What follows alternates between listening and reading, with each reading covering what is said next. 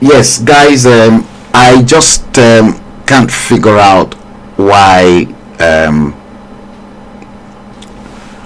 we were locked out.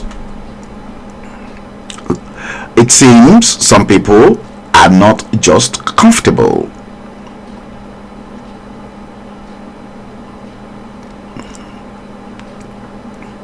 Yeah, it seems some people are not just comfortable. Let's see. Okay, now we are back once again. Yes, it seems some people are not just comfortable with the stream, and I am back once again. Maybe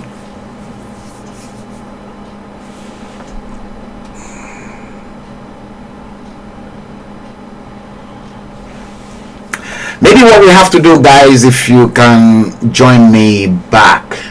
Yes, I can see some of you are coming back again. Love Doris, let me post your comment.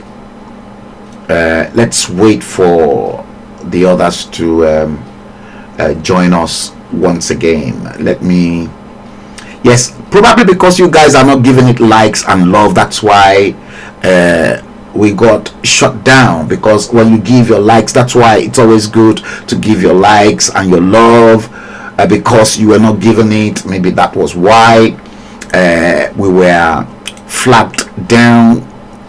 And let me see if I can probably bring in another of my exclusive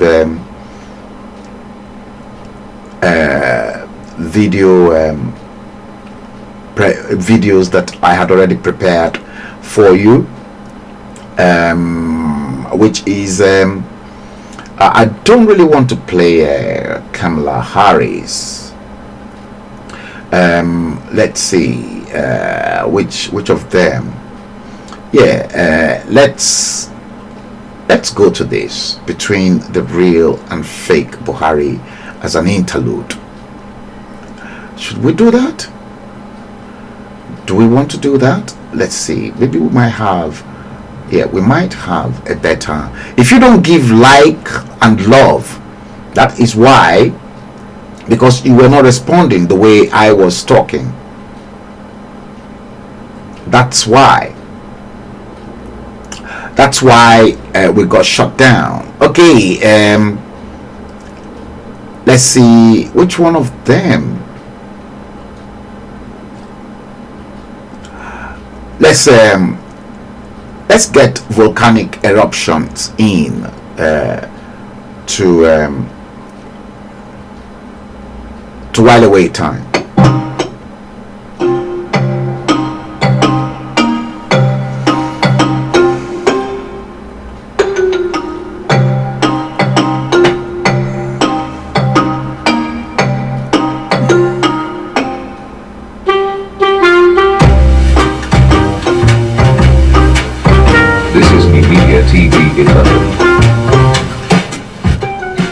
Yes, hi guys, good morning. Yes, I hope Rashid, yes, good morning London, good morning United Kingdom, good morning Europe, good morning Nigeria, good morning United States of America, from both the East Coast and the West Coast, from all of you who are watching me live and direct. I'm yours and truly Frank Bello. I am back once again today, and we want to talk about an extension of where I stopped my last broadcast to each and every one of you. Today is surely Thursday, the 11th day of July 2019. The time in London is exactly 11:25 London time. It's good to be back. I can see Julius Amelia, I can see Dorothy Fajisa as well. You're welcome to the show. What we want to talk about today is something different and an extension of where I left off on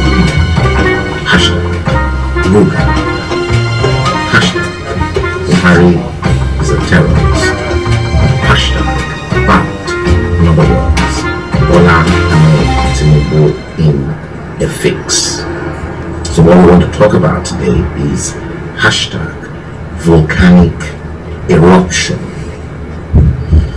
That's exactly what we want to talk about today, because a lot of people simply, they've taken me for granted. They don't listen when I talk to them. They don't take everything that I have to say on board as being serious. I'm glad that I've got Julius Amudeli, who is in the house, and obviously Julius Amudeli has been one of those people who, when I made my debut as way back as 1997, Julius Amudeli and his wife at the time were some of those people who were behind my backbone, and they tried their very best. And Amudeli knew for sure that I have been extremely good in almost all of my writing as far back as 1998, 99. So Amudeli can tell the trend at which I have been extremely poisonous in telling the truth, in trying to educate Nigerians for them to take the right decisions and not make mistakes. The mistakes that was made in the past, I believe, as at that time in 1999, can be corrected for a better Nigeria of today, rather than that nasty piece of garbage that we are having to receive in 2019 by those volcanic, toxic leaders in that country. It's a shame. I repeat, it's a big shame that Nigerians, irrespective of whether you are a Yoruba or an Igbo person, or you're from the Middle Belt, or you're from the North End, as an Hausa man, I will exclude the Fulanis because they are not Nigerians. They've never learned the idea of standing up and fighting for their own common interest. I predicted about 2 years ago on Facebook Live the way things were unfolding to me that a lot of people were unable to see. I predicted very accurately that revolution is inevitable in Nigeria. 2 years ago, I could sense that revolution was just round the corner. I could sense equally that Nigeria, that nasty piece of geographical expression called Nigeria, was heading towards a nation that will soon collapse. Some of the things, some of those classified information that I've got at my disposal, some of them I cannot air, some of them. Some of them are just too much to tell Nigerians the way those toxic and volcanic leaders are running the affairs of your country. I am very glad, and I think I am the most happiest man, despite the fact that I've got the influence to meet who is who in Nigeria, and I've met literally all of them. And I've not taken for granted the fact that I met those who are who within our political space and the elites in the country. I've not been greedy for me to even ask them for financial help. I'm glad, because to me, my conscience is clear, my conscience is clean, and that's why I am free. Nigeria is a mess. It is in a complete mess. And I tell you something, there is no other thing that can safeguard that nation unless it is broken up. See, I told you people earlier on in some of my shows, I think this was before the elections, the 2019 general elections, to warn you guys that the same Muhammadu Buhari that you want to vote back into power is going to show a lot of Nigerians that mess that you've never seen ever in the history of that country. See, somebody has to be blamed. A lot of these people has to be blamed. And I made reference to the fact, and I made it point blank, that to clean up Nigeria, Nigerians will have to ask for General Gowon, all the way from General Gowon. They all should account for the mess they've created in that country. All the way from Gowon to the current one. I told you guys, Muhammadu Buhari lied to you all that he's only got 150 cows that was declared in 2015. Muhammadu Buhari never declared all his assets. Muhammadu Buhari is as corrupt, probably far more corrupt than any other Minister of Petroleum. Diziani Alison Madueke copied everything that's been on that track of history. When you look at it, because Nigeria is a free nation molded into one by the British as a project. There's nothing called Nigeria. Nobody, I repeat, nobody has the interest of that geographical expression called Nigeria. None of them. None.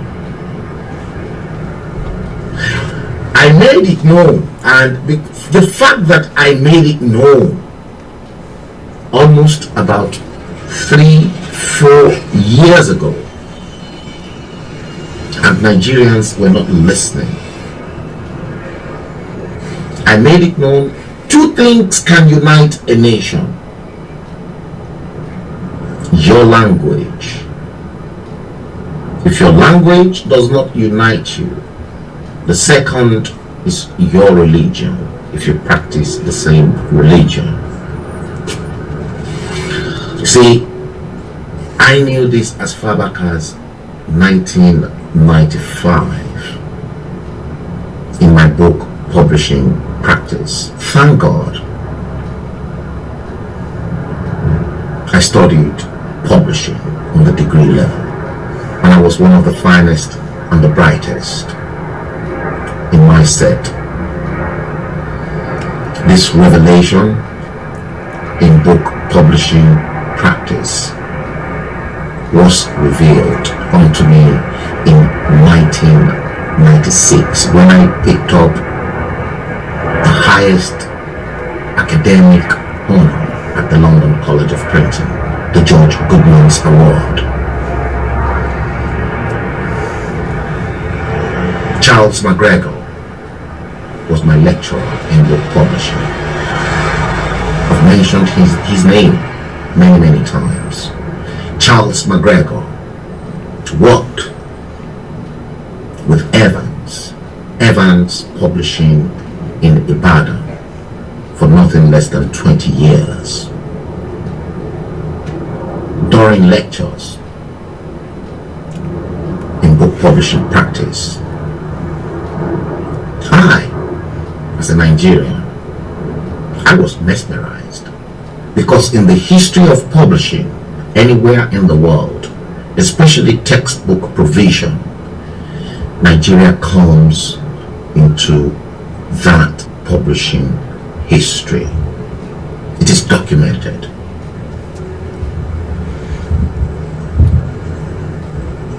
From the free and basic education of the old Western region right up to 1979, when the Unity Party of Nigeria, the UPN, under the leadership of the late Chief Obafemi Awolowo, who was denied by Obasanjo in 1979 to be the president of that country. All the UPN controlled states in the southwest embarked on a mass universal basic primary education. Not only primary education, secondary school, inclusive of the provision of textbooks to teach the southwest children. It was a record breaking in the history of book publishing anywhere in the world, especially for a developing country like Nigeria.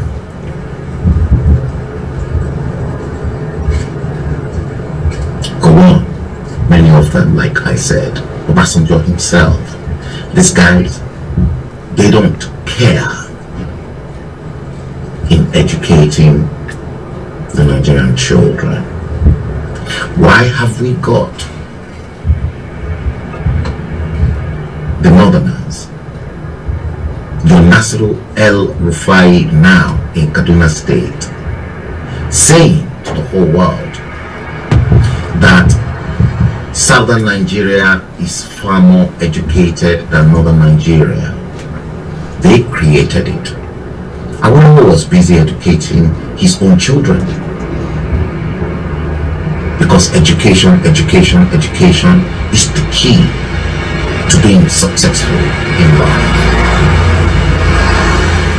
There are northern leaders, starting all the way from Sadaruna, Alhaji Ahmadu Bello, Tafawa Balewa. They weren't interested in education. They rather subjected their own children to be almanjiris than give them education and then allow them to become who they want to be. Nasiru El-Rufai now had the audacity to now begin to tell Nigerians that the Southern Nigeria is far more educated. Why won't Southern Nigeria be educated far more than them? Because they are a bunch of idiots and they are a bunch of lunatics who strongly believe in their own rackaday. The Southwest are far more enlightened. Let us hold before they all die. Gowon created the mess, then followed by Murtala Muhammad, then followed by Olusegun Obasanjo, then followed by Shehu Shagari, then followed by the same Muhammadu Buhari, then Babangida, then Ernest Shonekon. Fine, Ernest Shonekon was imposed as the head of the interim national government, then followed by Abacha, then followed by Abdusalam Abubakar, then Obasanjo again, then Yaradua, Goodluck Jonathan, and now the current toxic bigotry that we've got at the corridors of power.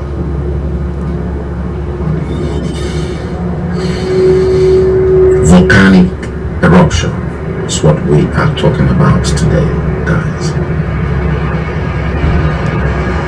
Because Nigeria is on that band, that brink of volcanic eruption. See, I got something, and that thing that I got was all about the fact that Bola Ahmed Tinubu's political ambition for 2023 has been unveiled. Nasiru El-Rufai's political ambition for presidency has equally been unveiled. They've just conducted an election in 2019. The bigot that Nigerians elected as their president has not even appointed ministers. Nothing has been done so far. But there we've got some scrupulous, nasty individuals nursing their ambition for 2023, and they've flagged off their ambition as I'm talking to you. It's no joke. Nigeria is currently at the brink of collapse. There's the issue of Ruga, land grabbing, that Muhammadu Buhari had already entered into. And we've got one nasty and ruthless governor in the north nursing 2023 ambition. We've got another nasty bigot who sold the Southwest to the Fulanis, equally nursing the same ambition for 2023. I'm not making things up. Here we are.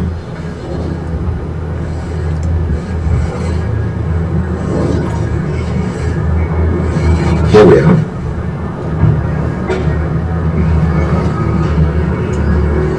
That's a count.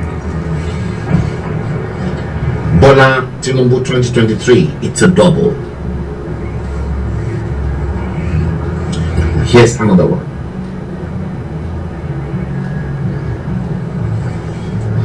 These are the t-shirts to flag off 2023 campaign, and that's another one. My take on this is that Bola Ahmed Tinubu can see that they're slaughtering his own people. He can see physically in the on the pages of the newspaper and on many of the news channel that Fulani Herdsmen wants to take over every portion of land in the south. But he's not talking even to address the Yoruba people. He's not even talking to say, I'll take it up with the party and I'll take it up with the president. I want you all to begin to picture your mind into the fact, because I made it known before the general elections in 2019. I think it was even last year in one of my shows that I said and I addressed to you guys, was Bola Ahmed Tinubu trying to sell the Southwest to the Northerners? I made it known. Ali Tinubu is in the house. You will remember the show. I buttressed my argument. I linked Bola Tinubu to the way Madam Tinubu sold us as people to the whites, to the extent that when the British outlawed slave trade, people like Madam Tinubu were not happy. They were vexed because they were making money. Now equate exactly what happened during the slave trade of those centuries to exactly what Bola Ahmed Tinubu is equally doing to his own people in the Southwest. What is the difference between Madam Tinubu selling us as slaves to the white and exactly what Bola Ahmed Tinubu is equally doing to the Southwest to sell us to the Fulanis? Make no mistakes, guys. The current issue is not about Islamization. I'll just quickly kickstart and then move away from the direction of the song so that at least my phone will not cook up. I'm just going to stay underneath that shed. This car is in front of me. I'll just quickly do that. Okay, he's moving nowhere. Yeah. So what is the difference? There's no difference. No, there's no difference. Madam Tinubu sold us as slaves to the whites. Bola Ahmed Tinubu is repeating the same pattern, the same havoc that was unleashed on us centuries ago when slave trade was on. I made it known. Yep, go ahead. I made it known. Yeah, thank you guys. I've moved away from the direction of the song because I don't want my phone to cook up. That was exactly what he did.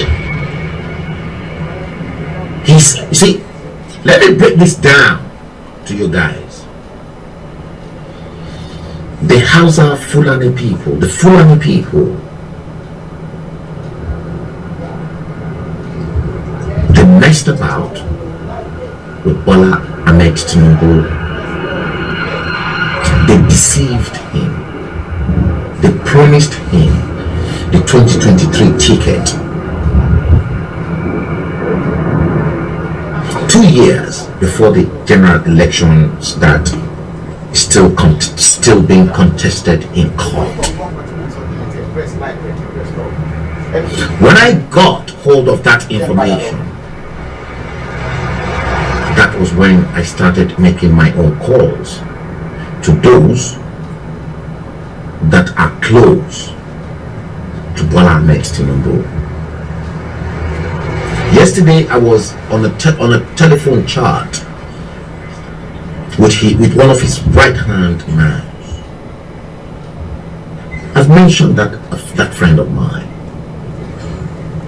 Alhaji Segun Molade.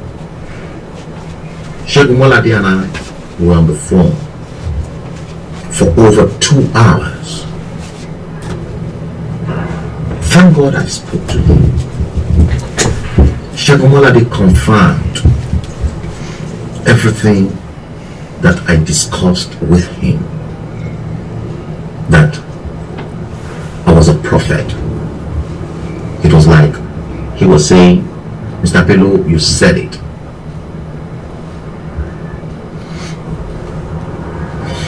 I was looking back at history. I made a show as well. The moment that nasty Goodluck Ebele Jonathan was toppled, that should have been the time Bola Ahmed Tinubu should have gone back onto his own drawing board or his drawing table to begin to plan. First, the interest of the Southwest. Bola Tinubu wasn't interested in the Southwest. Bola Tinubu is only interested in his own pocket. That was why, for 8 years of his ruling as a governor in Lagos, nothing was done. And I want people to tell me exactly what Bola Ahmed Tinubu did in. Okay, guys, since we had a little bit of those technical issues, I drafted in one of those thought-provoking old streams that was sent through to you guys as far back as 2019, detailing exactly what was to come in 2023. Unfortunately, when I did say to you time after time that please press the like, love, subscribe, follow us on Facebook or whichever of the platforms you are watching the stream from, you can actually see, because I was just streaming, talking to myself, and Facebook and YouTube probably algorithm picked it up that you guys were not interested. So anytime such content like this come straight to your individual devices, then you see your interactions and your engagement with me as I am dishing out all this quality of information that you cannot even get from the mainstream media makes a difference, because some of the things I am comfortable and capable of discussing from this end of the dispatch box to you across the whole world, the mainstream media are only limited, obviously, due to different laws that operates in different countries around the whole world in terms of broadcasting. You see, now you can clearly see it. We're not asking you for financial assistance. For many of these broadcasts and many of the video clip presentations that we play, it takes time to make. Now imagine the video clip of Segun Aganga with his book launch, to which Obasanjo gave his own account, and you know whether it was true or false, and he accepted the fact that Nigeria has failed woefully in meeting the expectations of Nigerians 64 years after independence. You see, preparing that video presentation took me exactly 48 hours. 48 hours of approximately about 25 minutes video presentation, because I have to look at the flow, I have to look at the presentation, and I have to work on the graphics and image element, or what sort of graphics or image is going to go that will be befitting to this and the rest of it. See, and we make them. And don't forget, we are non-profit making organization over here. We just want to educate and enlighten your mind. You see, education is the key. And in the Bible, they always say, my people perish for knowledge. When you are not knowledgeable, you will perish. When you are knowledgeable, then the sky will never be your limit. Listen, guys, I think I'll have to come back tomorrow, tomorrow Wednesday, and we're going to carry on from where we left off. We've got two technical issues. I've actually rectified the issue, and hopefully we won't have any input capture device falling out, or the microphone falling out from the studio, to which many of you then will be complaining that you were unable to hear me now. And I think I know exactly where that comes from, but I'm going to leave the settings as it is. But what I'm trying to do was to actually enhance the quality of the sound that will come out from the microphone, but I'll just leave it as it is, as the standard setup. So guys, listen, I have thought that the stream would be smooth sailing, but we're definitely going to carry on tomorrow, and we're going to start from where we stopped. Obasanjo's expectations of Nigeria, and how their generation and all the leaders failed us, minus one or two, because I won't say specifically that Chief Obafemi Awolowo failed the western region and the southwest, because I happen to be a product of the Awolowo's government, so I wouldn't say that. But definitely many of the leaders that came, they failed us. So I'm going to we're going to carry on, and I'm going to go into Kemi Badenoch's story based on the same issue, that Nigeria failed to meet the expectations of Nigerians in 64 years after independence from the United Kingdom, and how Nigerians, especially those that are in Nigeria and those that perhaps don't know the way things works in the United Kingdom, now diminish Kemi Badenoch. I am going to stand in the gap to defend Kemi Badenoch, because Nigeria happened to Kemi Badenoch, just like Nigeria happened to me. So also Nigeria happened to Kemi Badenoch, and it is always in my prayers that Nigeria will never happen to each and every one of you. Nigeria has happened to even the Chief of Army Staff, Lagbaja, that passed away. May Nigeria never happen to you. But it will happen to you one day, so long as you keep defending useless programs, fake political vampires in that nasty piece of a contraption called Nigeria. Let's meet tomorrow.